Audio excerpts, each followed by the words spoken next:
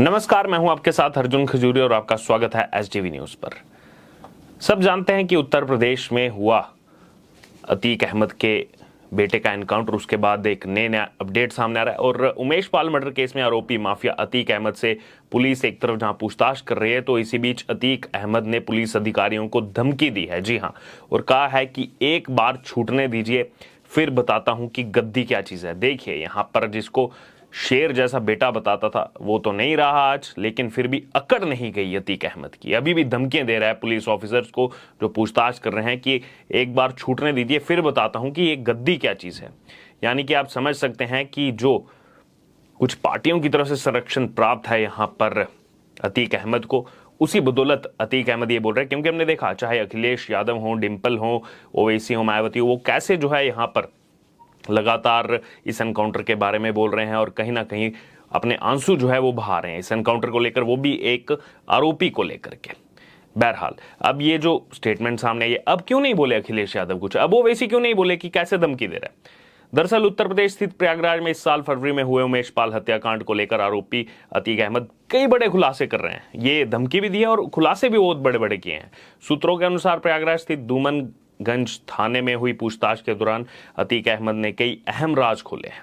सूत्रों का दावा है कि अतीक अहमद ने उमेश पाल हत्याकांड में अपनी संलिप्तता की बात मान ली है और इतना ही नहीं, उसने ये भी कबूला है कि सभी को सिम मोबाइल जो दिलाए गए थे, और उसने पुलिस के सामने ये भी बात कबूल की है कि उसके भाई और पूर्व विधायक अशरफ को जेल में मोबाइल दिलाया गया था। यानी कि एक एक करके सारे पहलू अब खुल करके सामने आ रहे हैं। उमेश पाल शूटआउट केस में नामजद माफिया अतीक अहमद और उसका भाई अशरफ से पहले राउंड की जो पूछताछ है वो खत्म हो गई है और उस दौरान ये सब बातें की गई।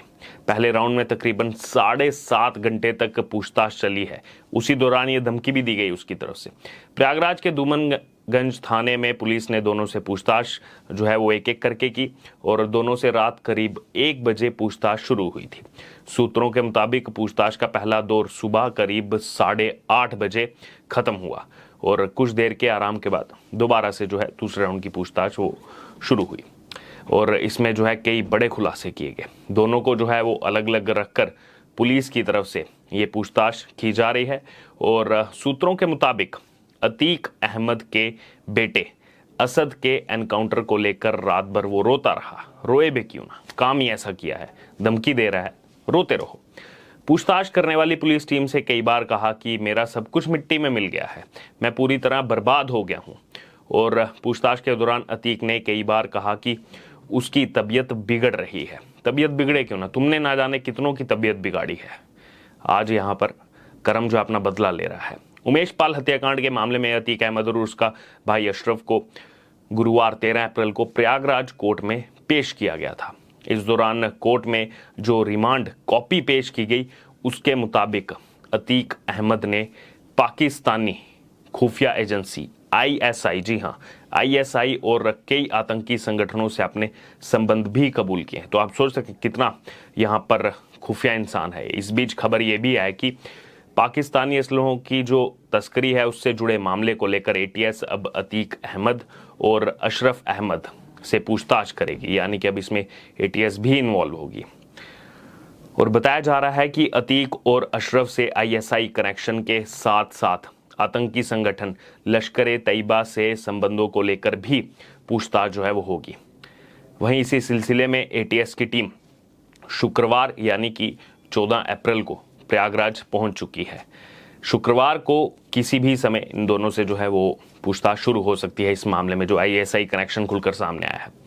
अतीक और अशरफ को 17 अप्रैल तक पुलिस रिमांड में जो है भेजा गया है। रिमांड कॉपी में अगर बात की जाए तो अतीक अहमद ने कई बड़े खुलासे किए हैं।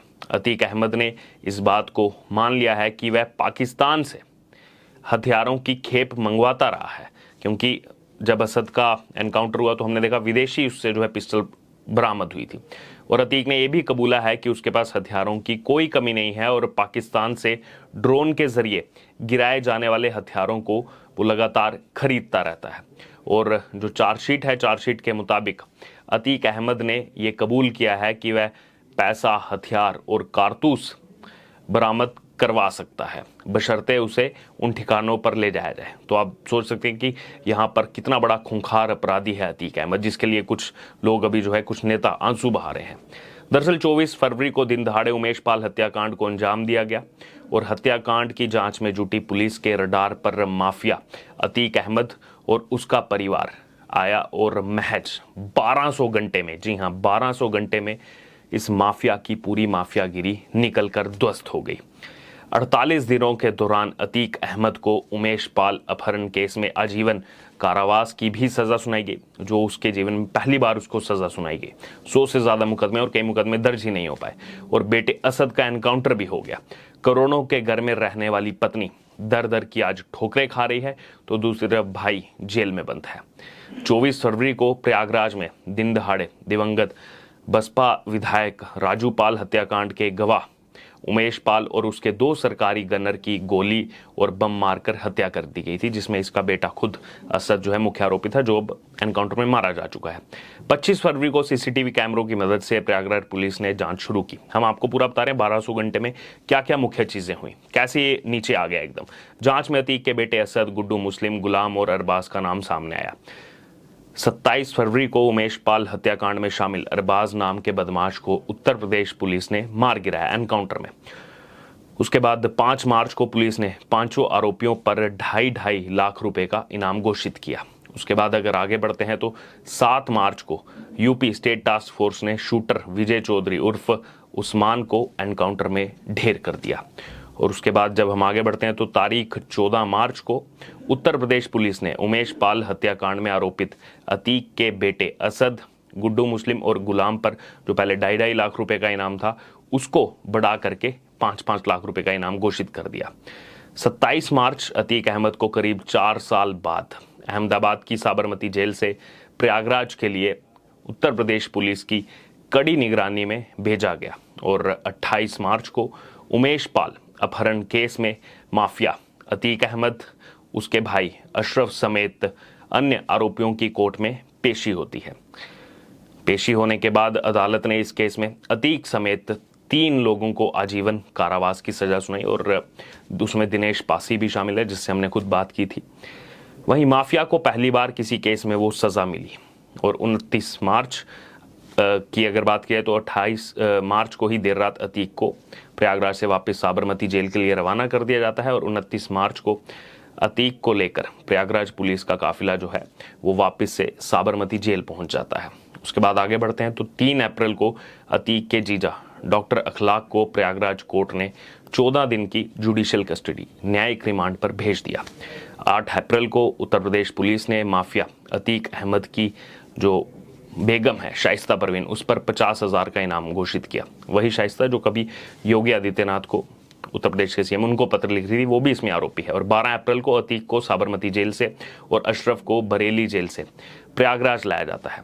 13 अप्रैल को माफिया के जीवन का सबसे बुरा दिन साबित होता है, क्योंकि कोर्ट ने अतीक को 3 दिन की रिमांड पर भेजा। तो वहीं दूसरी तरफ जहां रिमांड पर भेजा जा रहा था, दूसरी तरफ यूपी एसटीएफ की टीम ने अतीक के बेटे असद और शूटर गुलाम को एनकाउंटर में ढेर कर दिया। तो ये थी वो पूरे 1200 घंटे की कहानी, जिसने इस माफिया को, जिसकी अकड़ अभी भी जा नहीं रही है, कहीं ना कहीं उसको नीचे लाकर ध्वस्त कर दिया। लेकिन यहाँ पर जो धमकी दी गई अतीक अहमद की तरफ से कि एक बार मुझे छूटने दो, फिर मैं दिखाता हूँ गद्दी का कैसे इस्तेमाल होता है, यानी कि दोबारा से ये जो है सरकारी तंत्र का इस्तेमाल करके, क्योंकि सब लोग जानते हैं माफिया था, उसके बाद माफिया टर्न पॉलिटिशियन, संसद में भेजा गया, सांसद बनाया गया इसको, किसकी तरफ से? समाजवादी पार्टी की तरफ से। और आज वही नेता रो रहे हैं। दूसरी तरफ जो गुलाम मोहम्मद का परिवार है वो इस एनकाउंटर को सही ठहरा रहा है। अब आपका क्या कहना है इस पर? ये जो धमकी दी जा रही है, क्योंकि लोगों का ये कहना है कि बाहर तो अब ये छूटने वाला है नहीं, हो सकता है ये भी किसी एनकाउंटर में मारा जाए, क्योंकि लगातार ये भी जो गुर्गे हैं इसके,